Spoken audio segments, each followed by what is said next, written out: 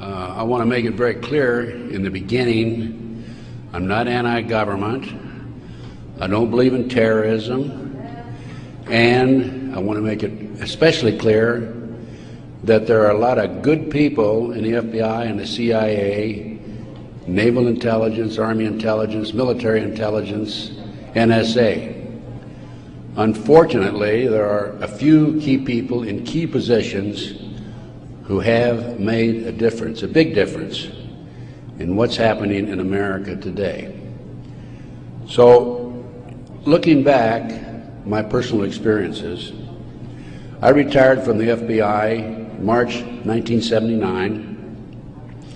At that time, I was in charge of the FBI Los Angeles Division. I had more than 700 personnel under my command. The Attorney General of the United States, Griffin Bell, asked me after I retired if I'd coordinate security for the Pan American Games. I did. I was a consultant in the 1984 Los Angeles Olympics. I was a consultant for former Governor Jerry Brown, California Narcotic Authority. So I do have credentials. My first major and credibility, believe me.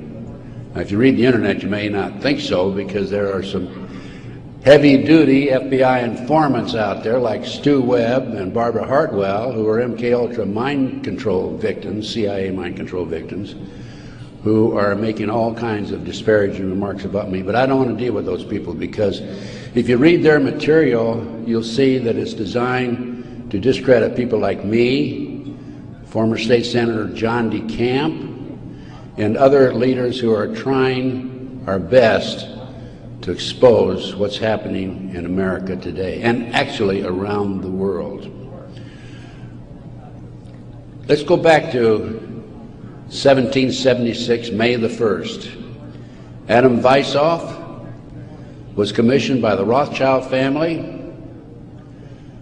to set up the goals to control and take over the world with a one world government. Adam Weishaupt came up with 25 goals.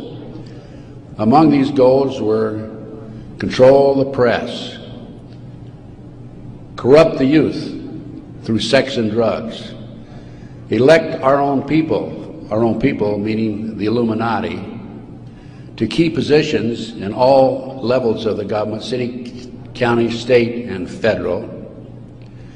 And it goes on. The final goal was to take over the world, the one world government. Information is very well documented by William Guy Carr in his magazine, his book, excuse me, Pawns in the Game. When I retired, I had no idea what was going on. I had no idea about the Illuminati. I had no idea about Adam Weishaupt. However, my first major investigation when I returned from Puerto Rico was a Dr. Jeffrey R. McDonald case. He's a former Green Beret doctor who was convicted of murdering his wife and 2 children at Fort Bragg, February 17, 1970. He'd been tried and convicted and sentenced to 3 consecutive life sentences. I was asked by the defense team to investigate the case because they claimed that Dr. McDonald was innocent. I said I would, but if I learned that he murdered his wife and 2 children, I would discontinue my investigation, no longer become involved. I want you to know I'm still working for Dr. McDonald. He is an innocent man. Now, once I became involved in the case, I had to read everything, and I learned that evidence was lost, evidence was stolen, evidence was altered. An FBI agent, Paul Stombaugh, lied before the grand jury. And most important of all, Colette, the wife, had skin where she had fought off the assailants under her fingernails. That skin was handed over to William F. Ivory, the chief investigator for the Army, and it has disappeared. 10 months into the case, October 25, 1980, I through a series of circumstances, I don't have time to go into the details now, obtained a signed confession from one Helena Stokely. I had 3 sessions with her, 10 days each, total of 30 days. Helena told me that Dr. McDonald did not commit those crimes, that they were committed by her satanic cult group. And I said to myself, what's this all about? I don't know anything about Satanism. I read about it in the Bible, of course, and that's about it. But as I delved into the case, I learned that drugs from Southeast Asia were being flown into the United States to various military bases in plastic bags in the bodies of the dead GIs. I further learned from Helena that her satanic cult group was involved in distributing these drugs up and down the East Coast. They were mad at Dr. McDonald because he was abusive to the cult members and the GIs who went to the civilian hospital where he was moonlighting for relief of some sort. So they went in and attacked him that night. There were a total of 7 involved in the crime. She named them all for me. Right now, today, I know where some of them are located. But to further check and document this, I went to the UCLA library, and I found out, in fact, in the Time magazine, January 1, 1973, there was an article about bringing drugs in plastic bags in the body cavities of dead GIs. There was no question in my mind Helena was telling the truth. I gave her a polygraph test and she passed. I had her examined by a psychiatrist and she passed. And as a matter of fact, the government themselves had given her a polygraph examination early in their investigation before I entered the case. And Byzantine, the Army polygraph operator, said that she thought that she was telling the truth. She thought she was there that night. Now, the most recent series of events in the McDonald case, now I'm telling you a little bit about the McDonald case because that's what woke me up as to what was going on. It was after that I started researching and went back and found out about the Illuminati. Illuminati/Satanism. It was after that I learned considerable more about what was going on. And the most recent information, Dr. McDonald, who's been in the penitentiary for some 25 or 26 years now, appeared before a parole board just 2 days ago, his first that he's ever appeared before a parole board. And the reason he had never appeared before is because, in his opinion, had he appeared before, it would be an admission of guilt.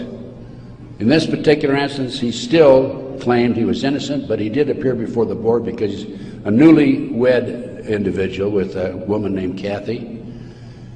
And of course, if you read the papers in the last 2 days, his parole was turned down, and the parole board made him eligible for another hearing in 15 years. This poor man not only lost his wife and 2 children, he has served 25 years in the penitentiary and another 15 years to go. He's 61 years old. I am still working the case. What are the latest developments on the case?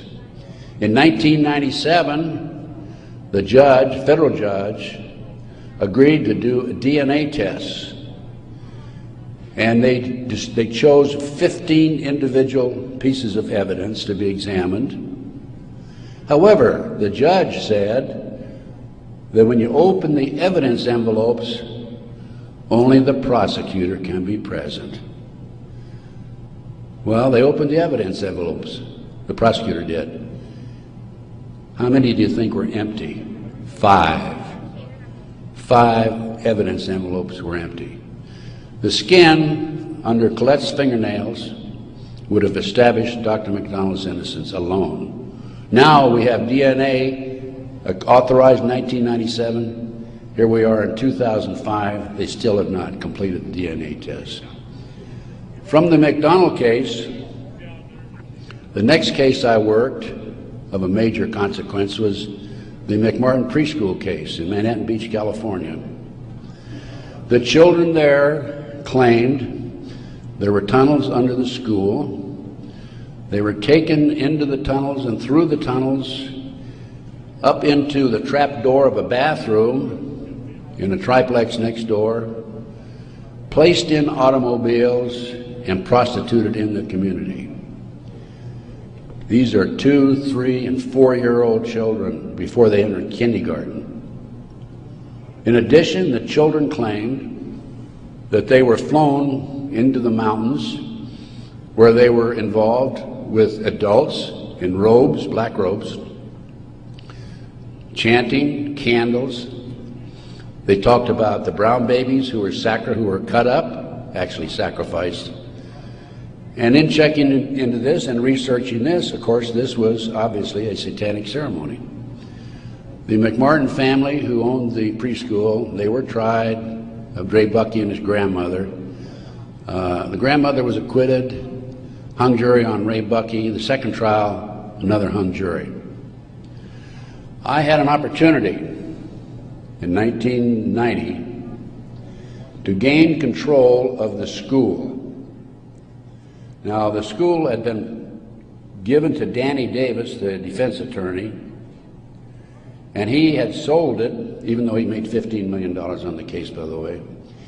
He had sold it to a contractor who was going to tear it down. When I learned this, I contacted the contractor. I said, I want to be given an opportunity to go on that school and look for the tunnels.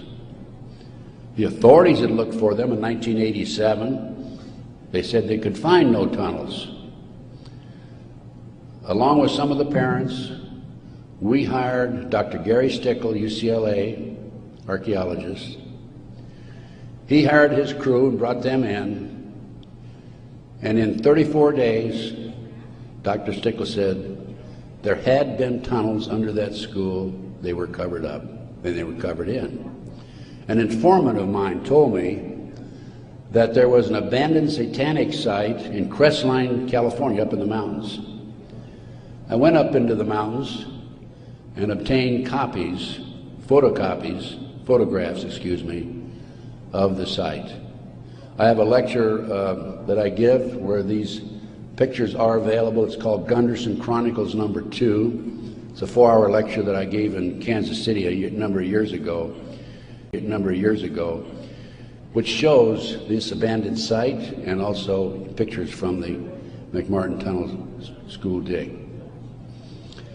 From there, I became involved in another case, very frightening case, because I established, with the help of people like John DeCamp, former state senator in Nebraska, that we have in this country today a covert military criminal enterprise, government enterprise, primarily by U.S. military intelligence, that is operating full throttle, and everybody refuses to investigate it.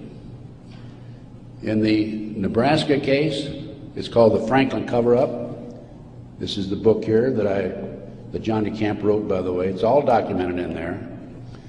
And in that particular instance, they were taking children out of foster homes, orphanages, Boys Town, driving them from Omaha, Nebraska to Sioux City, Iowa, 184 miles away, placing them in private jets and flying them to Washington, D.C. for sex orgies with prominent people, including congressmen, senators, and certain people in the White House. It's well documented. I have personally talked to Paul Benassi. I had a 5-hour interview with him. It's a tape that's available. I don't have it with me here, but you can order it. I have a 5-hour interview with Paul that he gave me in 1993. Paul told me how he was used. He was part of the kidnapping crew and was used as a decoy when he was 10, 11, 12 years old in parks, shopping malls, to attract the children over near where the adults were in a car waiting for them. They'd throw them in the back seat, chloroform them, and make off with them. Paul also told me that these children Many of them become sex slaves. Many of them are used as toys. The boys, they call the boys toys. I don't know what they call the girls. But these degenerate, sick people, the men are more interested in the little boys than they are the girls for some reason. But it's all well documented. Paul drew the inside living quarters of the White House. Now, this information broke in about 1987. That's about right after I entered, just before I entered the case. I replaced a fellow named Gary Caradori, who was the investigator for a Nebraska Senate committee. Gary met the official photographer of the group, who had split from the group, defected, and agreed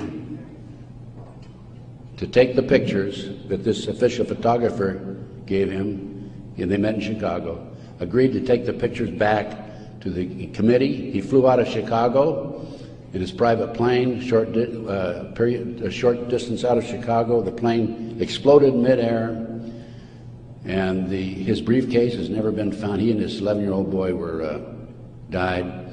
His briefcase has never been found.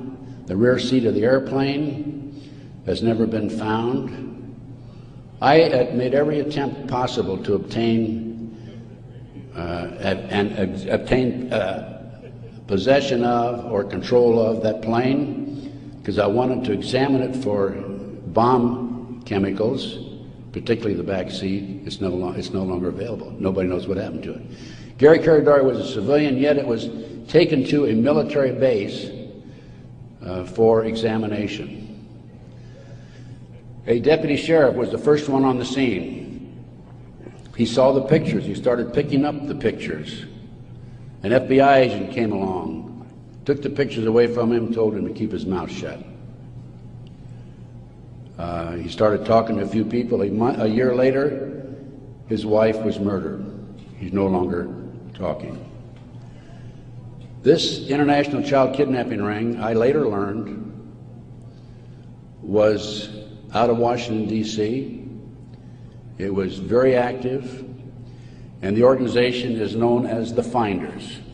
And I have a report on the Finders back there. Everything I'm telling you is documented, by the way. The Finders has been established and operating throughout the 1960s up to the present time. It was exposed in 1987. They moved their operation to Wichita, Kansas, and they're operating right today in Wichita, Kansas. I have taken my report to the FBI a half a dozen times, demanded an investigation, and I have yet to be interviewed. So we have the Finders, we have the Franklin cover-up, which documents what I'm telling you. We have the pawns in the game. Pawns in the game is the Illuminati. This is the Illuminati/satanic movement in this country today. And the last thing I'm going to mention in the way of a book is why Johnny can't come home. Johnny Gosch was, September the 5th, 1982, a newspaper boy on a Sunday, and he was about to deliver his newspapers in West Des Moines, Iowa. He never delivered any newspapers. He disappeared. The mother, Noreen Gosch, was dumbfounded, didn't know what happened, demanded an investigation of the FBI and by the West Des Moines Police Department. The chief of police in West Des Moines said to her, even though he disappeared, we do not have any witnesses who saw him being grabbed and placed in a car or being taken control of. So we're not going to investigate it. The FBI used the same premise. They refused to investigate it. Now, I've been involved in kidnappings in the FBI, and I can tell you that it's automatic within 24 hours, at the end of 24 hours, that we had to go in my day, this was back in the 50s, 60s, and 70s, we had to go in and start investigating the case after they've disappeared for 24 hours. Today, As I stand here and you sit there, the children are disappearing in this country at the rate of 83 per hour. That's over 700,000 children a year. Now I can go back to July 1982. The Reader's Digest claimed there were 100,000 children disappearing every year. There's another statistic that I find very interesting, and that is that it is estimated 2,500 children are kidnapped and murdered in this country every year. That's an unbelievable figure. Yet, the FBI refuses to investigate it. Now, after the Nebraska case, and part of the Nebraska case, most recently, we have a young man named Jeff Gannon, who has appeared in the White House using a fraudulent press pass. This has happened within the last month. Certain people in the White House were questioning him and were suspicious of him because when he would engage in a press conference with the president, President Bush, he was asking what they call soft questions. Soft questions meaning the president would have an answer for them, he'd look good. Somebody started checking into his background. They learned that he was actually an individual named Jim Guckert.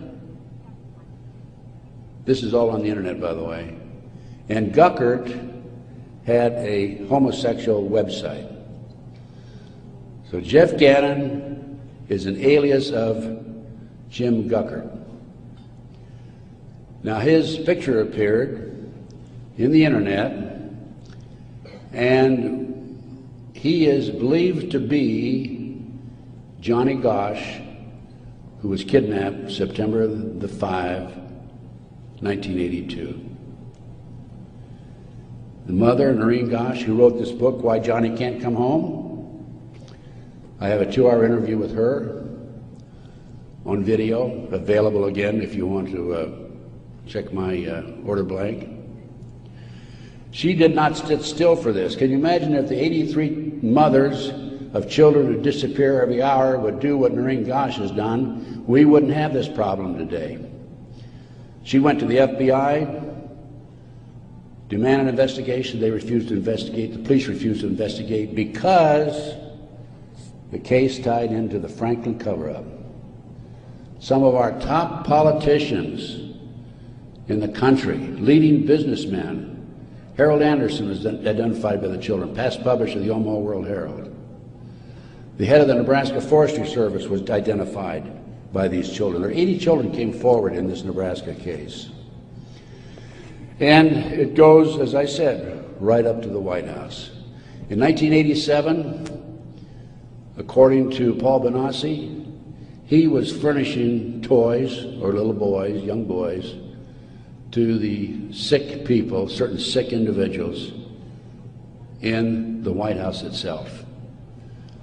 I have the names of some of these people. No need to mention it here. Some of them are mentioned in the Franklin cover-up. But it does appear that Jeff Gannon is, in fact, Johnny Gosch. Noreen Gosch, the mother, has looked at the pictures. She believes it's Johnny Gosch because he has a scar on his right cheek about the size of a nickel. It's white. Gannon has a scar there also. Little Johnny Gosch had a birthmark on his left chest about 8 inches long. From looking at pictures of Jeff Gannon on the internet, it appears that he had a birthmark at one time, and there's been an attempt to erase it. I personally talked to one of the youngsters who was involved in this network. I've talked to several of them. And he assures me that Jeff Gannon is, in fact, Johnny Gosch. Well, how did Johnny Gosch get from West Des Moines, Iowa, 12 years old, all the way with a phony press pass into the White House as of a few weeks ago? Well, what happened to Johnny is that he was transported from West Des Moines, Iowa to Sioux City. He was placed on a farm for 3 weeks, sexually molested.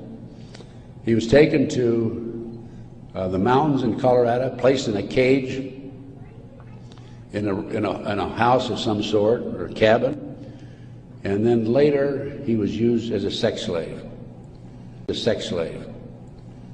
They didn't kill him, they didn't sacrifice him, although a number of these kids are sacrificed in satanic ceremonies.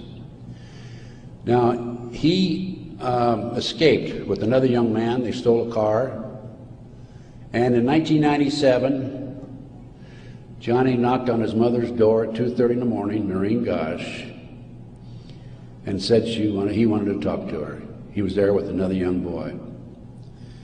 He came in, he told Noreen, he says, "Mother, I was kidnapped. I've been placed in a covert military CIA-controlled, mind-controlled project and used as a sex slave." He said, "I can't come forward at this time because they will kill me." And then he left. Noreen says that's the last time she talked to him, 1997. Now, several years after that, a girl named Burns, who was a producer for 2020, decided to do a story on the Johnny Gosch kidnapping and the Nebraska case. And she interviewed me. In fact, I spent 5 days with her, gave her the benefit of all my research, which is available to you folks also. And then she got a lead that Johnny was hiding out on an Indian reservation in northern Minnesota. She went there and flushed him out, and he basically went into hiding, and now he shows up at the White House. He was a mind control victim. If you don't know anything about MK Ultra mind control program, it came into this country through the German scientists after World War II. They were involved with the Nazis during the war and prior to World War II in developing robots and individuals to be used on command for anything that they wished, including assassinations and other nefarious activity. The MK Ultra program, CIA mind control program, was investigated by Congress in 1987. Congress said, CIA, you got to quit doing that. That's you're bad boys. And they said, we will quit. Don't kid yourself. It's very active today. There are people like Barbara Hartwell out there who are mind control victims. She's another one who's been bashing me. I must be doing a pretty good job because I wouldn't have these people criticizing me on the internet like they do. And of course, it doesn't bother me in the least.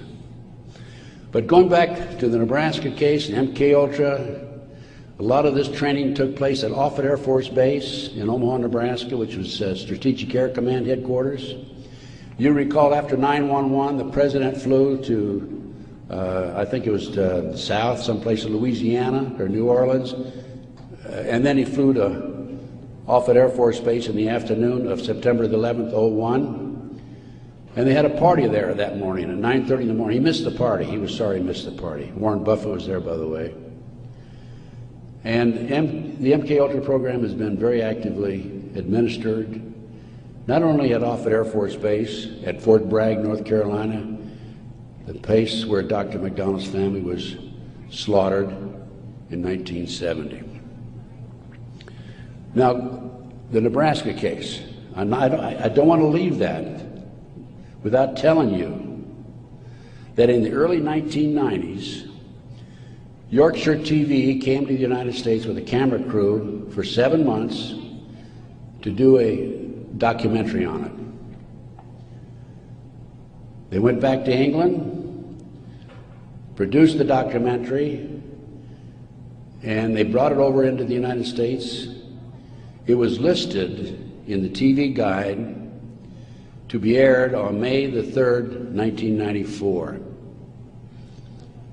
When certain members of Congress found out about it, they threatened the cable industry with restrictive legislation Somebody anonymously bought up the rights to the videotape or the documentary and ordered all copies destroyed. I just happen to have a bootleg copy of that documentary, and it is available. I have been selling these books and getting this report out of mine to anybody that's interested in it. And by the way, I have a 5-package deal for you at about a 15% discount, 15 to 20% discount if you buy all 5 items. So about 6 months ago, as any good investigator would do, I said, I'm going to get a copy of that TV guide. I didn't have a copy. John DeCamp had one at one time, couldn't find it. That's typical of John, by the way. Good friend, great guy. And so I said, I'm going to get my own copy. So I wrote to TV Guide people. And I received a copy of the TV Guide for May 3rd, 1994. 10 p.m. Discovery Channel. It's not listed. A nature show is listed instead on the new reprinted edition. I'm not going to be outfoxed by these people. I went to the Los Angeles Times TV log. It's listed, Conspiracy of Silence. I called a friend of mine in Philadelphia, and I said, check the TV log for the Philadelphia Inquirer. Conspiracy of Silence is listed in the Philadelphia Inquirer. The power of the press. They changed and reprinted the whole TV guide. It never has been shown publicly in the United States, and I doubt if it ever will be shown publicly. But as I said, it is available to you. Now, that's not the end of the story for me, because I am continuously probing, continuously working, continuously talking to various sources and putting it on paper and documenting and getting the word out. This is the direction that we have to go. Americans, for the most part, are oblivious to what's really going on behind the scenes. One of the things that, in addition to the McDonald case, that got me thinking was the Jack Kennedy assassination. So I checked into that, and by the way, I used to be in charge of the FBI in Dallas, and also I was in charge in Los Angeles after Dallas. So in checking into the Jack Kennedy assassination, I learned, no question about it, that it was a joint hit by the CIA and the Chicago mob. Sam Giancana, head of the La Cosa Nostra in Chicago, 3 days before he was to testify before Congress, was shot and killed, murdered. This encouraged me to do some more checking into some of these national terrorist acts that have taken place and other cover-ups in the United States. I interviewed the naval intelligence officer who on December 4th, 1941, received information that the Japanese were going to bomb Pearl Harbor. We had broken the secret code of the Japanese. He told me personally, on December the 4th, he gave it to his superiors. They passed it up the line. After Pearl Harbor, he was subpoenaed to testify before Congress. His boss called him in and said, don't worry about it, don't respond to the subpoena. Someday you'll know why. He never did testify before Congress. And he recently passed on, by the way. So we have not only a cover-up in these other areas, but looking at the national picture, Pearl Harbor. And look at Waco. The military was involved in destroying and shooting and killing, and also the FBI, women and children in Waco. They used tanks, military tanks, in violation of posse comitatus, which is a law that says the military cannot be used to enforce a civilian population. They got away with it. There's an interesting story. I did some research on Waco. As I've told you, I've done a lot of research. And in many instances, I've not only been there, I've done that, and I've been on the scene. I've spent most of my retirement money investigating these matters, including Oklahoma City, and I'll go into that in just a minute, 911 and so forth. But in Waco, there were 4 BATF agents who were shot and killed. Some of the Branch Davidians were tried, sentenced for these, quote, murders, and are serving prison terms today, probably for life. In researching the 4 BATF agents who were shot, I learned every one of them was shot in the head. Now, for those of you who have been in the military, that's a sniper shot, no question about it. One of them, the bullet, the trajectory of the bullet was from above, down through his lip, and into his body, probably from a helicopter.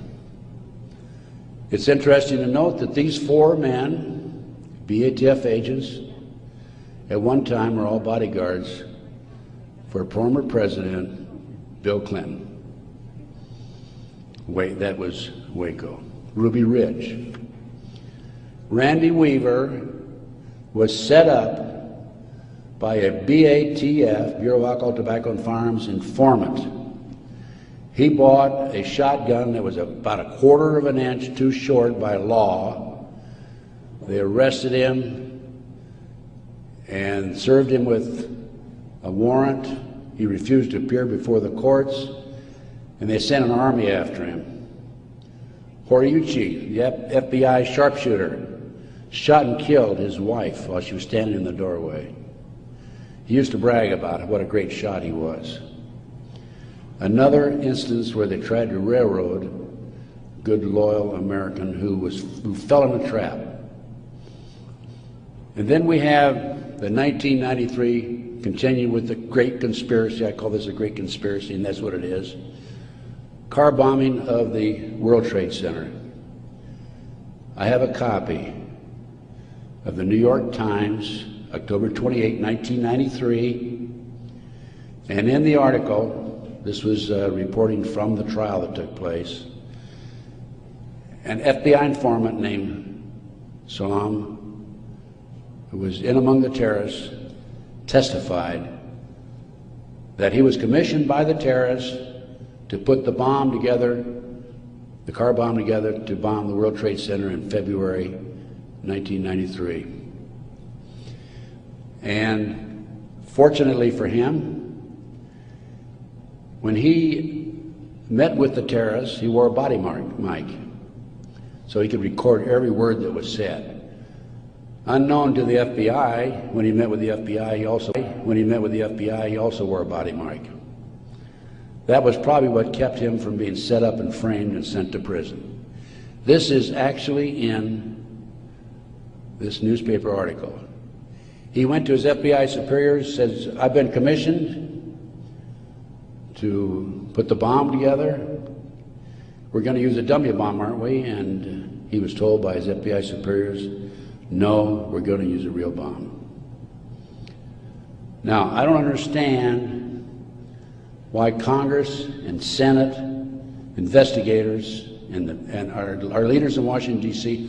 are not jumping up and down over that situation. The FBI not only knew in advance of the car bombing, they furnished the ingredients for the bomb. Why doesn't somebody take some action in that area? Why doesn't somebody investigate this international child kidnapping ring being operated by the CIA? Why are these congressmen voting on bills like the Patriot Act, which takes away many of our constitutional rights and civil liberties, in the best interests of, quote, protection for our country and protection from the terrorists? Let me tell you something, ladies and gentlemen. There are people in our government, a rogue outfit, whatever, I'm not sure, who are actually behind these terrorist acts.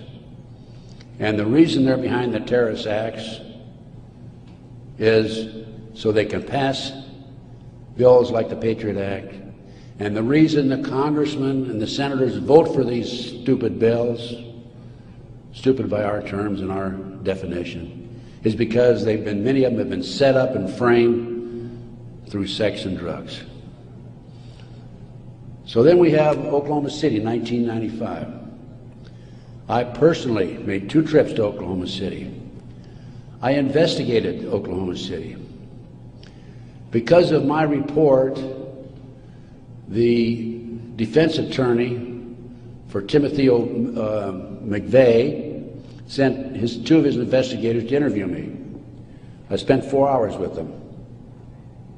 Actually, I got a lot of information out of them. For example, they told me that they were allowed to tour the remains of the Murrah building in Oklahoma City in the presence of a U.S. Marshal, but they were not allowed under any circumstances to take soil samples or to pick up any evidence for examination. Stephen Jones was their attorney. I heard that they were going to tear down the building. Now, you can trace bombs through what they call the taggants, the chemicals. When I heard this, I called John DeCamp. I said, John, we've got to prevent that building from coming down. And I actually called an outfit in Chicago, the Pat Kennedy Group, who were specialists in examining evidence of this type. And John called McVeigh's attorney, Jones, and because John had a client he was representing who was involved in the case, Jones said, I'll handle the paper, we'll have a hearing, we will prevent that building from coming down.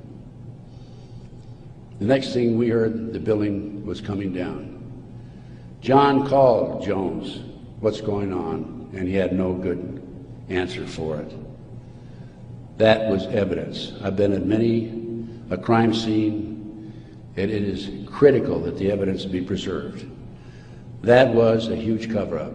McVeigh wrote a letter to his sister. McVeigh was in Special Forces. The government says, military says, oh no, he flunked out. He didn't flunk out. He was recruited out of Special Forces, according to him, a letter he wrote to his sister, to be trained to be a CIA assassin and also to work for the CIA international drug operation, both against the competition and for the CIA pro-drug people. McVeigh was, in my opinion, an MK-Ultra mind control victim. He was visited in prison in Oklahoma and in Colorado by Dr. Jolly West. This was secret, by the way. I happened to find out because I made some phone calls to the right people. Jolly West was one of the foremost leaders, along with Sidney Gottlieb, in the CIA's MK-Ultra mind control operation. Why would somebody like Jolly West go interview McVeigh, not only in Oklahoma but also in Colorado during the trial? Because he was a mind control victim himself. At one time, it was reported, I think in the U.S. News and World Report, that McVeigh had a microchip in his buttocks. Our military reportedly have been using microchips to keep track of their soldiers. The bomb in the truck allegedly was a fertilizer bomb. The government first announced that it was a 1,500-pound bomb and then a 2,500-pound bomb, and I think it ended up being 4,800 pounds. That bomb that was in the truck destroyed half the building. A 4,800-pound fertilizer bomb, ammonia nitrate fertilizer bomb, dissipates and did not have the potential, the possibility of destroying that much of the building. After the Oklahoma City bomb went off, I had a call from a friend of mine, Michael Riconosciuto. For those of you who are making notes, look up in the internet, R-I-C-O-N-O-S-C-I-U-T-O. Michael Riconosciuto. I've been working with Michael since the early 1980s, 82 is when I first met him. He was a CIA agent, operative for some 2 decades. He was also an FBI informant at one time. His father owned the Hercules Manufacturing in Silicon Valley, California. Hercules Manufacturing developed what is known as the electro-hydrodynamic gaseous fuel device, which is a highly classified bomb. The bomb was actually manufactured by Dyna Nobel out of Salt Lake City. Now, Michael, in the meantime, is in jail now, right today. In fact, I talked to him yesterday because he started to talk before the Brooks Committee about a very interesting case involving the Promise software. The Promise software was in a computer operation that developed all kinds of intelligence information on you and I and every citizen in America. The Department of Justice leased it for 2 years. At the end of 2 years, they refused to pay Bill and Nancy Hamilton the $10 million they owed them. Then the Department of Justice, through Earl Bryant, past president of United Press International, took that computer and sold it around the world. Sold it to the French, to the English, Israelis, the Canadians. Unknown to these foreign countries, the officials in these foreign countries, there was a trap door in the computer. Very clever, huh? A trap door secretly allowed us, the U.S. government, to retrieve all the information they developed. Michael Reconnaissance was the CIA agent who developed the trap door in the Promise software computer. And when Congress started to investigate it in the late 1980s, they called on Michael, and we want you to testify. Michael received a threatening phone call 2 weeks before he was to testify. He claimed from a fellow named Peter Vietnix, U.S. Department of Justice, if you testify, you'll be sorry. Michael testified anyway. A few weeks later, was arrested for drugs, is now serving a 30-year prison sentence because he dared to expose these nefarious activities by this rogue criminal enterprise operating within the confines of the U.S. government. I got off a little on, I gave you a little background on Michael. Going back to Oklahoma City now, I want you to understand who Michael is. He's not some guy walking down the street with a grocery basket looking for a recycling center, okay? He has credibility. Now, Michael called me right after the Oklahoma City bomb went off, and he said, Ted, he called from prison, by the way, that's my bomb, meaning that Hercules developed it. That was not an ammonium nitrate bomb. Now, when that bomb was tested in 1982, I happened to be with a group of intelligence agents in Palm Springs waiting for the results of that test. It was tested in Area 51. It was underestimated because the power, it was so powerful that 2 of the technicians died. They underestimated the strength of it. This, I'll call it a barometric bomb. This barometric bomb, according to Michael, was what was in the car, not a fertilizer bomb. I have an Oklahoma City report on that. So what did I do as an investigator? Well, I went to the Pickaninny Arsenal in New Jersey, and I gave him the contract number, which I obtained through a science magazine. One of my associates actually did the research on that. And I gave the Picatinny Arsenal the contract number. This is public, available to the public, by the way. And the Picatinny Arsenal came back and said there's no such contract here, even though I had the contract number. By the way, that's documented in my report. And I went to Dyna Nobel, who I knew manufactured it, and they didn't even bother to respond. It's interesting to note that a Dyna Nobel expert witness testified at the grand jury when they indicted McVeigh. In September of 1995, some 5 or 6 months after the 19th of April, 1995, Oklahoma City, In September, there was I lost my train of thought there for a minute. Oh, there was an article in Fireman's Magazine. It was written by the editor of Fireman's Magazine. The information was obtained from the Oklahoma City Fire Department. And in that article, again, that's in my report, in that article, it states that 4 unexploded devices were taken out of the building. When people were in the building after the bombing, dying, they discontinued the rescue efforts for some 5 hours while they carried out a bunch of government files, men in blue suits of some sort, sweatsuits. So what I'm telling you is, Oklahoma City was perpetrated by certainly people other than McVeigh and Nichols, and now Roger Moore, if you read the paper recently, the gun dealer who claims that he was robbed of his guns in Arkansas and that money was used to finance the Oklahoma City bombing. Roger Moore has been accused by Terry Nichols of being involved in it. Roger Moore denies it.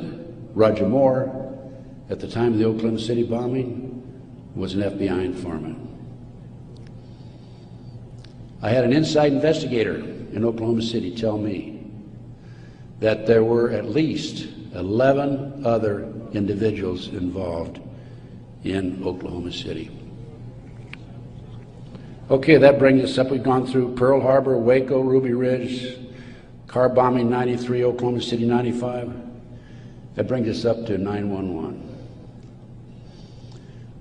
As I said, Michael's in prison. I'm his, quote, investigator of record, which means I'm like an attorney. I should have access to him on a regular basis. I represent this man. For a year prior to 9/11, actually a year and a half, I tried to get in and see Michael. He was in prison in northern Pennsylvania. I was in the Philadelphia area. The Bureau of Prisons would not allow me to see him. I finally was able to talk to Michael in January 2003. I flew to the East Coast, spent 3 days with him. Michael told me that he had developed information from among his contacts in advance of 9/11 that they were going involved in using missiles, airplane missiles, and they were going involved in skyjackings. They were training Arab terrorists, and also he knew the identity of the person in the United States, an Arab who lived in Paterson, New Jersey, who was the leader of terrorist activity by the Arabs in this country. Now, Michael had this information because, you're saying, how could Michael develop this information being in prison? Because I met with Osama bin Laden, along with Michael, along with the State Department representative in the spring of 1986. At that time, I was contacted by former top Ronnie Reagan official who said, can we help the Afghan rebels? They were our friends then. And I called Michael, I said, what do you think? And he said, let's meet. So there was a fourth fellow there. We didn't know at the time it was Osama bin Laden. Has actually used the name Tim Osman, traveling under a Turkish passport. But because of Michael, I passed the ball to him. I just arranged for the meeting and went on. But Michael traveled all over the world putting this package together to furnish the Afghan rebels with the surface-to-air missiles that defeated the Soviets, really, shot down their helicopters. As a result of this, Michael developed sources inside the Arab world. And that's how Michael knew in advance about 9/11. Michael told the FBI on March the 20th, 2001, about this plan to use skyjack airplanes and use them as missiles. He also furnished to the FBI one of his sources, one of his confidential sources inside the Arab group. The FBI interviewed him, threatened him with prosecution, and deported him. That man, along with his family, have disappeared. We think that they're dead. The FBI refused, absolutely refused to look into this situation. More shocking is that Michael had the names of the people who were obtaining the false names of the people, the Arabs who were obtaining false passports. Had their names. He had the source who could furnish him that information. He told FBI agent Keith Kutry, March 20th, 2001, excuse me. He told Kutry, he says, I'll give you these names, the name of this person who was coordinating the whole project for the Arabs, providing I be given immunity and he be given immunity. Mr. Kutry, in spite of the fact he was armed with this information 6 months prior to 9/11, came back 2 days after 9/11 on the 13th and saw Michael in prison again. Accused Michael of being anti-government, anti-FBI, being a publicity seeker, and so forth, being disloyal. And so Michael, of course, didn't have much to say after that. Michael's still in prison, as I said. But we had this information, the FBI had this information, did nothing with it. Kutry admitted on September the 13th, admitted that the FBI did nothing with it. So after I visited Michael, excuse me, 2003, I felt it was important that I confirm that the FBI did meet with him. The Bureau of Prisons would not furnish Michael with the visitors list to confirm it. And so I started writing letters to the FBI through Senator George Allen. Oh, thank you. Thank you. And to confirm that he did in fact meet with them, I wanted to document it. I also asked for the identity of the other agent who was with Agent Kutry. And I had a terrible time. It took me a year and a half writing letters to the FBI to get them to admit that they'd interviewed Michael on March the 20th, 2001. I finally did have that information. That information is available again in one of my reports, my terrorism report that I have in the back. So that basically brings me up to the present time. I think my time is up. But I feel compelled, as a former FBI agent, I had all this training, and I feel compelled to do everything I can to educate as many fellow Americans as I can as to what's going on behind the scenes. We have been operated and orchestrated primarily by U.S. military intelligence, covert criminal enterprise involving the FBI and the CIA, active in this country today. It's being covered up right from the beginning. They're using FBI informants to set up and frame people. By the way, they tried to frame me on a drug deal back in 1984, and didn't work.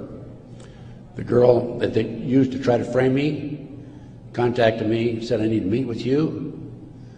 We met, she told me the whole story. I took a signed statement from her. Her name is Pam Fawcett. And I said to Pam, Pam, you're working for these people, the DEA and the FBI, in Modesto, by the way. She was making phone calls to me. I said, you're working with these people trying to set me up. Why have you, and of course, in the phone calls, she kept saying, trying to get me to make admissions that had knowledge of a felony, and I wouldn't. I said, I don't have any knowledge of that, or was involved in a felony, actually. I said, Pam, look, you were working with these people for 6 months. They gave you $2,000. You had the run of the FBI office. You had your own coffee cup. Why did you come to me and tell me this now? And I'd helped her, give her a little advice about her 14-year-old son. in the interim, you know, talking back and forth as any individual would do who might be able to help. And she said, Ted, I woke up the other morning and I realized you're the only honest son of a bitch I've talked to in 6 months. Those were her exact words. The FBI not only tried to set me up on a drug deal, I've also been the victim of 4 separate investigations. They tried to set me up on a fraud case in Dallas. And most recently, very frankly, I've been under surveillance, heavy surveillance. I've had illegal entries into my car, into my apartment. There's been attempts to gas me within the last month. And I was able to anticipate it and avoid it. But they don't want people like me out telling the truth. And that's what I'm doing. And I will not stop. I will continue to do so in the future. So that's basically it. I brought you from 1776 to the present time. We went through one conspiracy after another. Brian Gimbel was interviewing Jim Nichols, Terry Nichols' brother, on national TV after the Oklahoma City bombing, by the way. And I had given Jim Nichols my Oklahoma City bombing report. And Jim said to Brian Gimbel, he says, have you read Ted Gunderson's Oklahoma City report? And Gimbel says, oh, Ted Gunderson's a conspiracy theorist. I want you to know I'm not a conspiracy theorist. I'm a conspiracy realist. It is there. All you have to do is get your own website, get your own internet, go out. There's a lot of disinformation out there, but you can pick out what's really solid and what's really truthful. And I have 25 years of research on that back table back there. And if you buy any of my reports or this videotape or any of my material, I want you to make a promise that you will make copies and distribute it far and wide. We need to wake up America. Right now, let me emphasize again, I'm not anti-American. I don't believe in violence. I believe in change through legal means. But we need to wake up an apathetic, sleeping society that is active in America today. And this not only ties into MK Ultra, CIA, it ties into Satanism. There are approximately 4 million practicing Satanists in America today involved in the Nebraska case. And I can go on about satanic cults for another hour, but I think my time is almost up. I might mention that, speaking of Satanism, there are between 50 and 60,000 human sacrifices, according to 3 different sources, in this country every year. The satanic cults operate secretly. The satanic cults are, along with our covert criminal enterprise within the government, a serious threat to our society. And I thank you very much.